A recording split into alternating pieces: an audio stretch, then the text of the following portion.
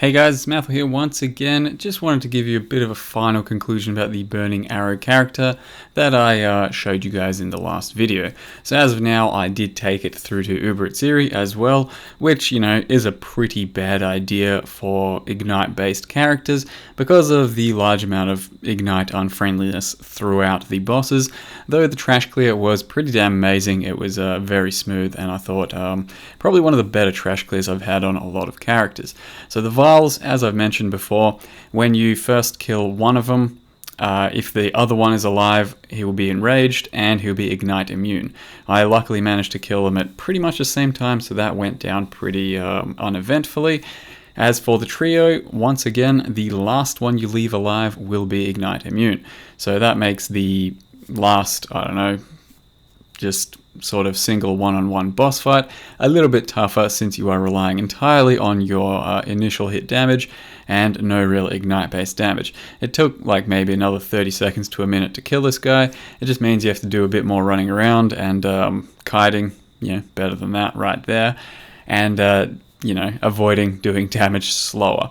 And then Itziri herself, of course, is Ignite immune, and that becomes a real fucking issue, and it took quite a while to get the fight down. So the ads themselves, you pick one that can be ignited, you attack it, chances are it dies pretty damn quick. Itziri cannot be ignited, and boy oh boy did it take me a while to get her down. Something like a 5-minute fight maybe, whereas normal on really good characters it's only like a minute.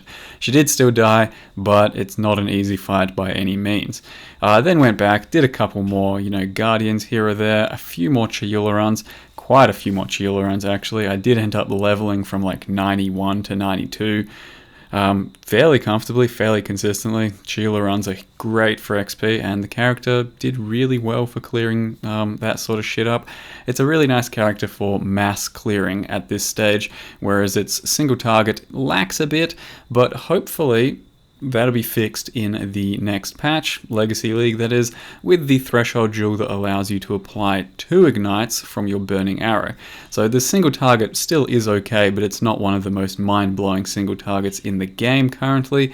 Maybe with 2 ignite stacks that'll change. So that was all I wanted to show you as far as a little bit more boss clips and gameplay goes. I just want to go over how the character is built now, in case you want to follow this in the future yourself.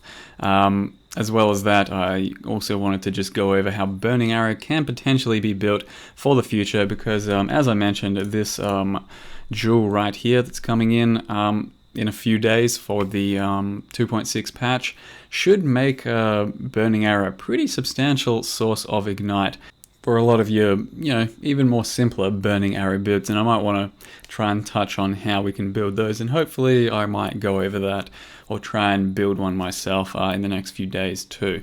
But what we're talking about here for our current character is we're using Death's Opus, we're scaling crit, and the point of doing that is, well, you get a really large amount of crit multi from the Death's Opus. You get 2 additional arrows, so we have 4 arrows in total with the Dying Sun, and that means that your prolif is almost always going to be really good on, packs of monsters, and you won't ever have to swap out a GMP for a slow approach, for example, and have to mess around with your single target that way.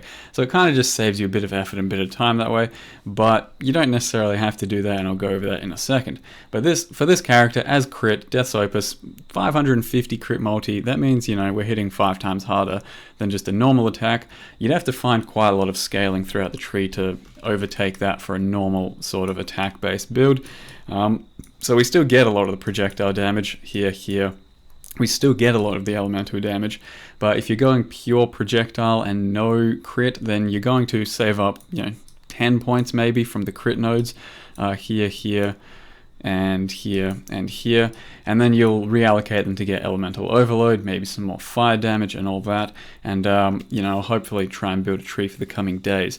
So you could do that, and then also wear a drill neck. That's 100% additional proj, but that will only work if you're wearing a Xophs. In any case, for this build we've chosen Death's Opus. It is, I think, the best choice, much better than Reach of the Council, because Reach of the Council would require you to use a Crit Strikes gem, and you wouldn't get the same level of crit multi, nowhere close. You get a little bit more physical damage, because Reach of the Council, the nerfed version, isn't even that much better than a good Death's Opus. So Death's Opus is the goal here. And then the rest of the gear is just pretty generic CI gear, you know. It's going to be hard to get early on in the league, I would think, but it's, you know, just energy shield all over the place. And opal rings, pretty important. Try and get those if you can, because elemental damage double dips, of course, but getting the right resists and all that could be expensive, so it's not very much of an early league character. Then we do have Signal Fire. Since we're using a Death's Opus, only 50% of my damage is converted. Signal Fire converts the other 50%, and of course we have 100% fire damage on Burning Arrow. Using something like a Xophs, however, converts the other half, meaning your pure fire damage, and that's when you can use things like Drill Neck. But at this stage, an additional 32% extra fire damage is quite substantial as well, so that's you know, a good choice anyway. So that's basically the character. Also, the enchant here is pretty substantial. 15% of Burning Arrow physical damage gained as extra fire damage. So what we're talking about here is 56k. Put that on, that's 5,000 damage. It's about a 10% tooltip gain from that enchant, so it's pretty nice. Now, in the future, you know, this is the character, and it's going to be tough to build for most circumstances. Especially at the start of a league. In the future, I think a nice budget one would go well with a Lionized Vision, a Xophs Nurture, depending how accessible it is in the new league, and probably a Drill Neck. So you will still convert 100% of your fire into 100% of your fizz into fire with Burning Arrow. You'd then have Xophs Nurture, which spreads your Prolif or your Ignites into Prolif, so you don't have to go Elementalist. You can pick another Ascendancy like a Deadeye, or probably even a Raider, or even a Pathfinder. You know, all of those. You could even build around a Berserker. You could build around Chieftain. You could go Scion. You could go Elementalist again. You know, that's sort of, it's kind of flexible. You can do a lot of things.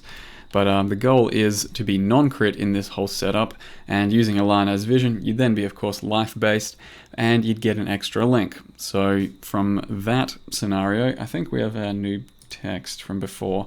That was the previous 6 link I had, but I replaced over here, but I replaced added fire with less duration.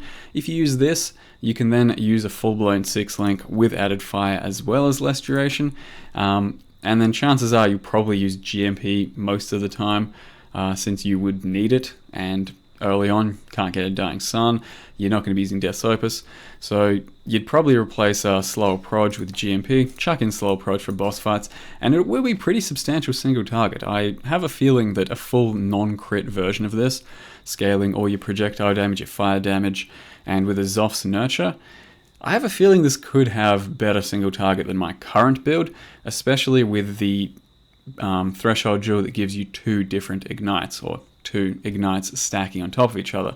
So I think it's something very worth exploring, because the first time I tried Xophs Nurture, as you may remember, was with a Chieftain, and I built it fairly crappily. It was a crit base, and I didn't do that much double dipping. So ideally you do want to focus a lot more on your projectile nodes, on your elemental nodes, on your fire damage nodes over here, and your elemental overload, rather than pure crit base. I can get away with a crit base here because I do still have a lot of double dipping throughout the tree, and this is a much more crit centric bow, so I have a lot more crit multi, a lot more crit, so you can still get away with it. But another thing I never had was elemental equilibrium, which, as I explained in the other video, is extremely important for ignite based builds, because you need to reduce the elemental resistances of the thing you're attacking so that the ignite can do additional damage as well, rather than just your initial hit. Things like penetration, fire penetration, only penetrate the initial hit. Your ignite then will be ticking on a resistant monster if he still has resists, whereas elemental equilibrium takes away the monster's resists, potentially even into the negatives, so it gives you even more damage than possible. And that's why EE is so vastly important for ignite builds. So I do think there's very high potential for a Xophs Nurture build in Legacy League, and I'm going to try and explore that over the next few days myself. Other things to mention, I suppose, I was using Discipline and Herald of Ash most of the time for my 2 auras for reservation. I then also threw in a Herald of Thunder, so Herald of Thunder was good for helping proc my Elemental Equilibrium. My main setup here was Vaal Haste, Vaal Discipline, Ice Golem, and Duration. I had a Cast when damage taken setup with Immortal Call, Duration, and Vortex, and the Vortex is there primarily just to proc every now and again, drops the circle, and things inside it get chilled, so it's a nice little defensive mechanism. And then we had Orb of Storms, Power Charge on crit, Flammability, and Curse on hit in our boots.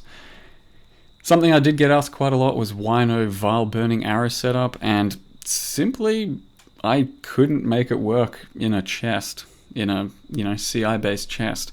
A Vaal Burning Arrow setup would look very similar to this, and you'd probably have room for 1 blue, which would be Conk Effect. Yeah, 5 off colors is ridiculous. So if you're going a setup like this, you could probably fit in a Vaal Burning Arrow, and then that's potential for even better single target. Bandits, I will also mention, I suppose, for this CI version was passive, attack speed, and power charge. So hopefully in the future we can make some sick Burning Arrow builds together, or make your own, and something to look forward to with the Threshold Jewel. But for now, that was the character. Hope you guys enjoyed it. Hope it inspires you to maybe look into some Burning Arrow of your own, and I'll see you guys next time.